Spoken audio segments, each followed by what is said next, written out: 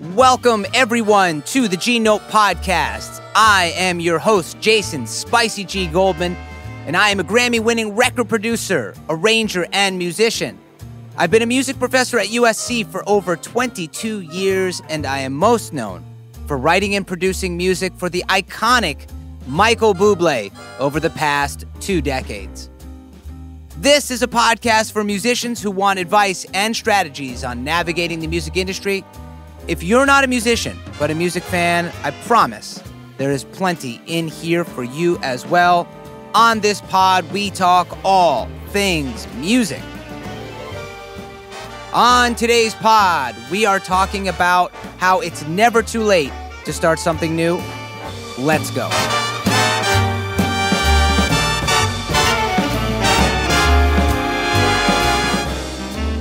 All right, everyone. Today we are discussing why it's never too late to start something new.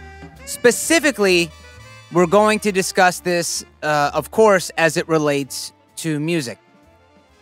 There are plenty of musicians that didn't make it until later in the career, and I guess we're defining make it as having significant success in the industry. Here are a couple that actually might surprise you. The famous opera singer, Andrea Bocelli, one of the best-selling singers ever, didn't even release his first album until he was 34. I mean, that's pretty insane, actually. Bill Withers, the guy who sang Lean on Me, Lovely Day, Just the Two of Us, he didn't release his first album until he was 32. A couple others, like rocker Sheryl Crow, was 31 when her debut came out, and maybe some more recent people, the fight song singer, Rachel Platten, she didn't break until she was 34. Yeah, she started earlier in her career, but she didn't actually give her, she didn't actually break through until she was 34. And matter of fact, her story was a little bit interesting. I don't know if anyone's out there has heard about her, but basically she was about to give up, and this was kind of her last hurrah, hence the fight song idea. And luckily for her, it hit at 34. And finally, the pop star that many people know, Sia, the one who sings the song with David Guetta, Titanium, when she got her first big break, now she had been singing and writing for a while, but when she got her first big break, her first number one on Billboard, she was 41 years old, which, again, in the pop world, that's just very, very rare. If you've listened to this podcast before, you know that I like to weave my stories around the topics we're discussing to give you real-life examples. And so here goes. So I didn't start producing until, here it comes, 2008. I was 33 when I first decided I wanted to actually produce music. Up until that point, it was literally, I was a jazz musician who was focused on playing my saxophone and writing and arranging jazz music. That's what I did. I went to college at Berklee College of Music for that. I was at in the Thelonious Monk Institute of Jazz, playing and writing, and concurrently doing my master's at USC. So everything to me was playing and writing up until that point. So the way that I got into this was a bit random, actually. I was doing a ton of teaching at the time, and quite honestly, a bit too much for my liking. I was juggling like 3 different schools.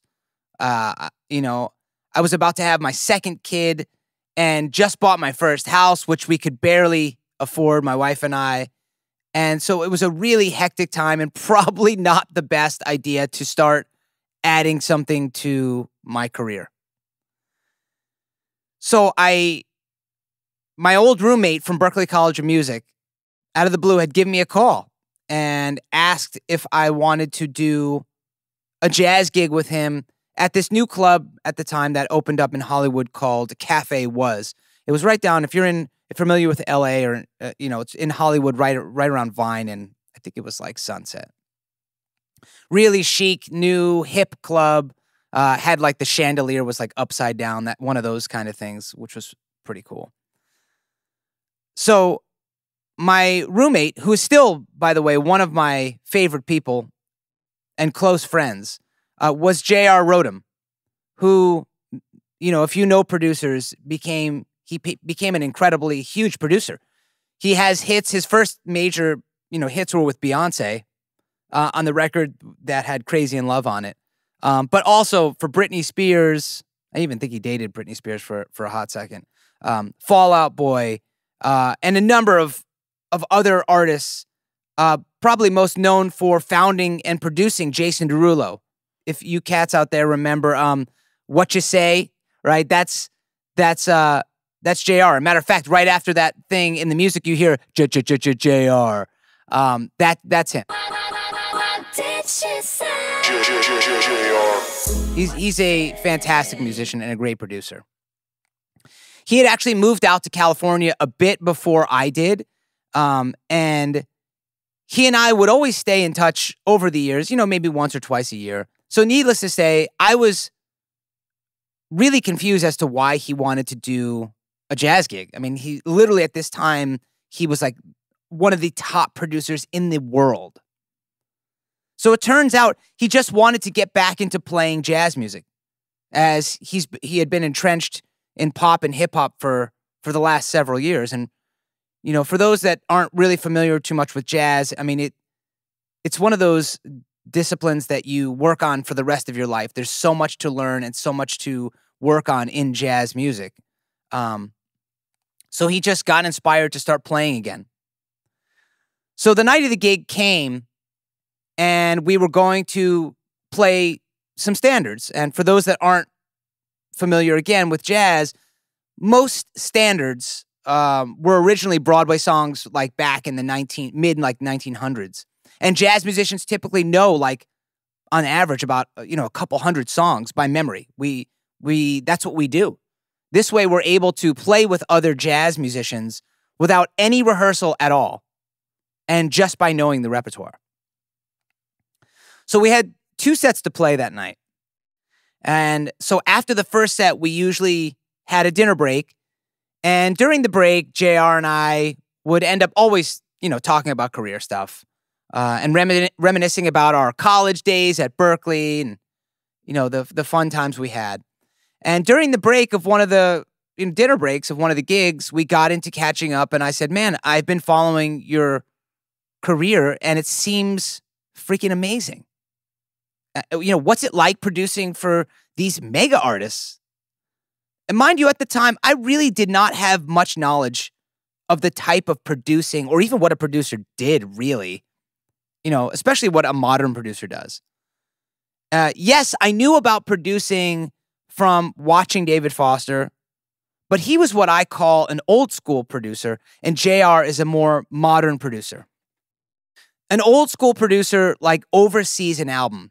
She works closely with an artist or band and hires people around him or her to make the album come to fruition, right? Hiring songwriters, arrangers, contractors, musicians. Think of this type of producer more like a CEO. They don't really get their hands dirty with the engineering or the playing of the music or the writing of the music. Typically, they like to delegate. And there's hardly any producers like this anymore. I mean, some iconic producers, right, would be Quincy Jones, David Foster, George Martin, right? Those are the cats. The modern day producer is someone who actually does it all. There are basically 5 people today, and this includes myself, all rolled into one. We are producers, engineers, musicians, writers, composers, all rolled into one. We're competent in using engineering software. We take an album literally from start to finish, much of the time nowadays, by ourselves sometimes. And I would say probably a lot of records we could do the entire thing, right? Literally on our own. And I do a lot of records in here in the studio by myself. I do the engineering. People come in, we record the vocals, backing tracks, etc. And being a music producer, and at the end of it, I was already super impressed, and I said, "Wow, this sounds amazing." And he said this to me. He said, "Actually, it's very close to being an arranger," because he knew that my main thing was arranging music, like jazz music, big band, orchestra music.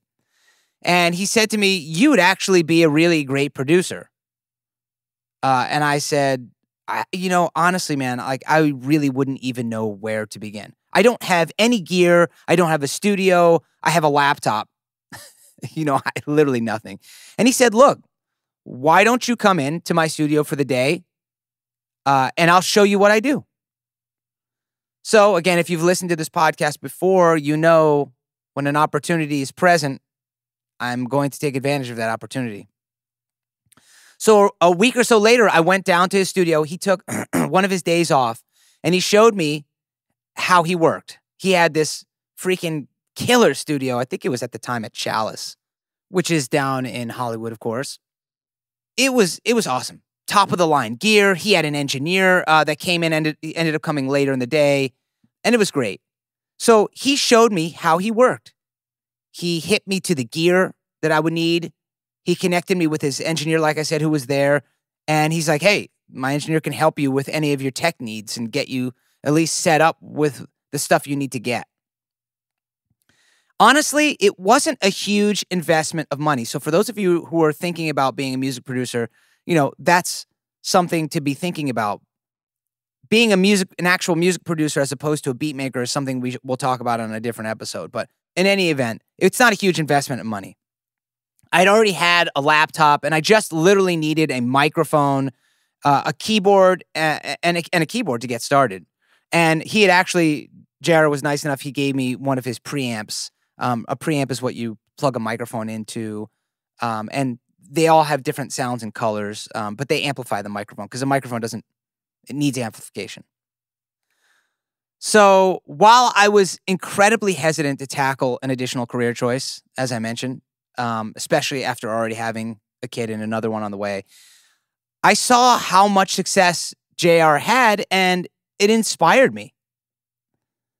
Learning to produce at a high level takes a lot of time. Yes, anyone can drag and drop loops, which is why I said there's a difference between a beat maker and a producer. For those that are not musicians, loops are pre-recorded instruments that you can use in your projects. They are usually high quality and great sound. So you can, someone could record a drum loop, boom, got, and that's a sample. And you could take that and move that into your project, and voila, rather than go to a studio and spend money on drums, you have a drum sample. To be a big producer in today's climate, you honestly don't even need to be, dare I say it, a musician. I mean, look at producers like Diplo or Benny Blanco. Benny is, known for Kesha, like the TikTok, Blow, some Katy Perry songs. Diplo did a bunch of different songs with like Justin Bieber and Skrillex and a number of different people. Oh, and Sia. And both of them created huge, huge hits and barely could play an instrument. Barely. If you look it up, they could barely play an instrument. And Diplo said he couldn't even play one at all. I think Benny would kind of like at least tinker in some of the interviews that I saw. So at the age of 33, I decided to dig deep, jump off a ledge, and learn how to produce. I had to learn fast, though, as, age is always a factor in music, just the music industry in general. But I hustled my ass off to learn and get better. And I would stay up literally to 2, 3 in the morning, as the only time I had to learn was at night, starting at 10 p.m. when both my wife and my son would go to bed. We'd have dinner, I'd spend time with them. And then during the day, I did 3 different teaching gigs. So the only time I had was this 10 a.m. to, whatever time I could stay up until. And I would constantly be learning and working with young artists and songwriters for the next 7 years. 7 years it took me. And finally, by the age of 40, I got my big break. As you all can see with my story, I didn't start till 33. I didn't get a big break until 40. I do want to make sure that, look, I understand. I had a music education and I was still working on music and arranging and connecting with people all through those years. But the point I'm making here, folks, is that, if you want something bad enough and you want to try to get into something, like I got into podcasting recently, you have to go in 100%, more than 100%, and you got to dig deep and just go for it, because it's just really not too late. But you have to be, as always, strategic and well organized to make these things happen. And if you decide to take the leap, you have to slam your foot on the gas pedal and go all the way. And I promise, success will come to you. I mean, it just does. And again, there's always lucky breaks that happen along the way. I mean, God, this is the music industry, right? Some people make it with hardly any talent, and some people are geniuses, in general, and they make it probably about equally, unfortunately. But that's the way it goes. So hopefully this will inspire you to either continue what you're doing and go further, or pick up something new that could potentially help your career in the long term. Folks, that is all the time we have for today's episode. If you haven't already, please subscribe to this pod so you can stay up to date with new shows, giveaways, and more importantly, and I say this all the time, the concerts. You got to come out to one of the big band concerts. My big band, the 17, we're always playing down at Vibrato, usually every 2 or 3 months in Hollywood. You should come. I promise you'll love it. I'm always featuring insanely gifted singers. You should come down, check out the website for the dates. You can also follow me on Instagram at SpicyGmusic, or like I said, check out the website, jasongoldmanmusic.com, to see what projects I'm currently working on and to see when I'll be performing next. Thanks so much for listening, everyone. Much love. Peace.